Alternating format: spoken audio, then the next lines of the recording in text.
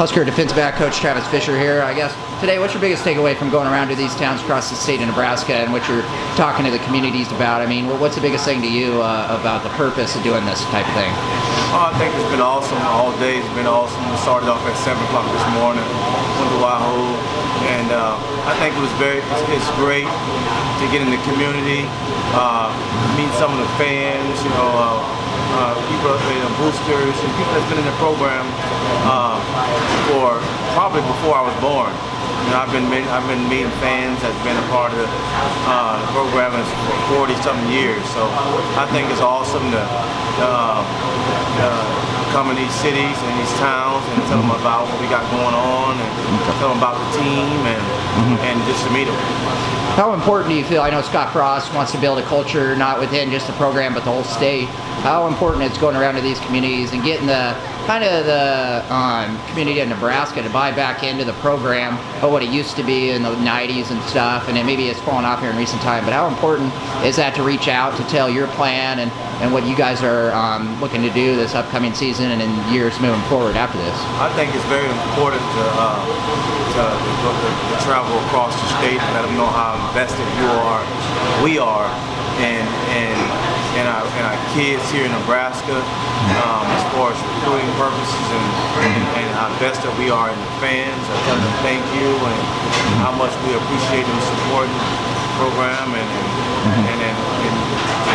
it's always great to be able to put a face with a name, so get out in the community and right now they know your name, but now you come meet them and they know your face. So I think that's always a great deal.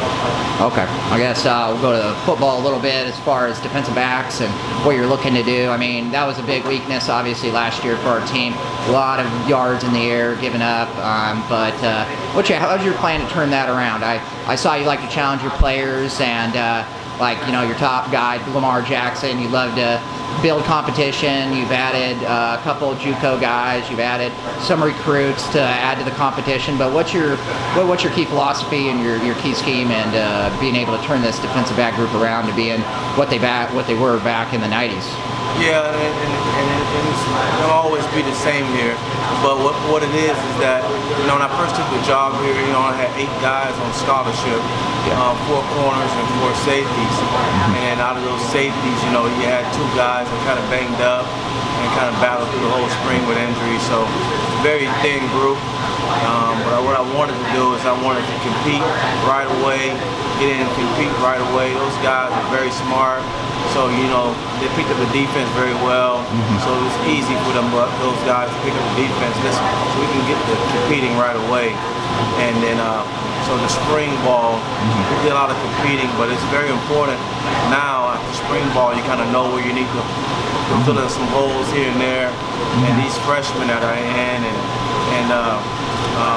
are here to fill those spots and not take over this deal. And so that competition deal, when you talk about competing, that deal has started. I've made that comment to the former players, the ones that's here, and also the new players that just got here. That hey, you're not coming here. And I told you when I recruited you, you're not coming here to be a backup. You're not coming here to wait your turn. You're coming here to take over right now. And I think that that starts competing right now. Those older guys, hey, your job is to hold the spot. You guys to teach the younger guys and hold the spot. So it starts right now with competing. And obviously, if we can get a junior college guy in, if we can get a 5th-year guy in, that's also a bonus to the group. Yeah, add some experience from that junior college level. And so basically a freshman can come in and theory, if they work hard, they outperform the senior in practice, and they'll be starting over them if they do what they need to in practice, in the weight room, and etc. Without a doubt. Without a doubt. The best player will play. Okay. And at UCF, you had a 1st-round pick, Mike Hughes, right? Cornerback, and you got to work with him, and I know he transferred in from North Carolina after a transfer and a JUCO, I believe. But so you saw just last year what a 1st-round corner and a talent and his work ethic. Do you feel like there's some Huskers in that have the potential maybe to go to that next level in the group right now, or is it too early to say, or where are you at with your evaluations? Well, I mean, first I'm all about trying to teach guys how to be great teammates. Right now, it's not about the NFL right now. It's all about how to be a great teammate, and then get guys competing, getting their hands on some balls, and then stuff like that. And so potential-wise, I see a bunch of potential out of the group. It's all about getting the butter from the duck, right? You should say, getting those guys to really make the play. You know, right now you see those guys who watch the spring game. Yep. Those guys are in position to make the plays, and sometimes then turn around and find the ball to go make the play. Yeah. So you know, that doesn't equal NFL. That doesn't equal first round. So I don't even think about first round or NFL right now. I'm just thinking about guys making plays. Okay.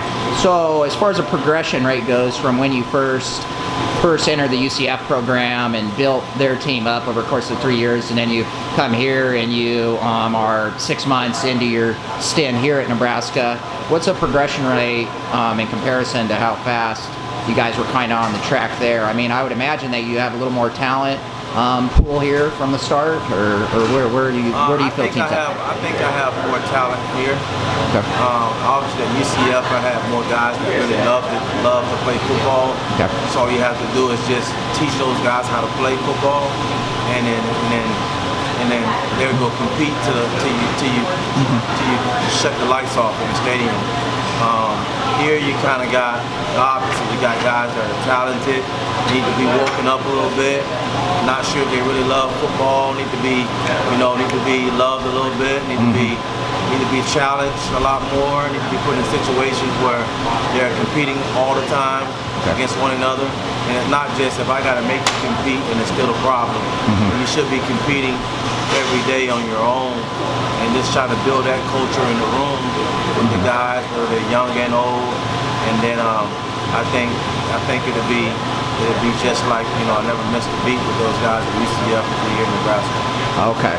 And I guess leading to the Nebraska recruits, do you feel that's a strong suit of Nebraska kids in general, that maybe they have that deep passion and love for the football here? Yeah, and they need to get back the way Nebraska used to be, and that's the Nebraska I know about. You know, those guys and all them, a bunch of names of guys I can give a bunch of names of guys I played with that are from Nebraska. Yeah. And those guys are all highly competitive guys. And so just to get these guys to competing like that, once I get the guys competing like that in practice or games and stuff like that, then it'll roll around.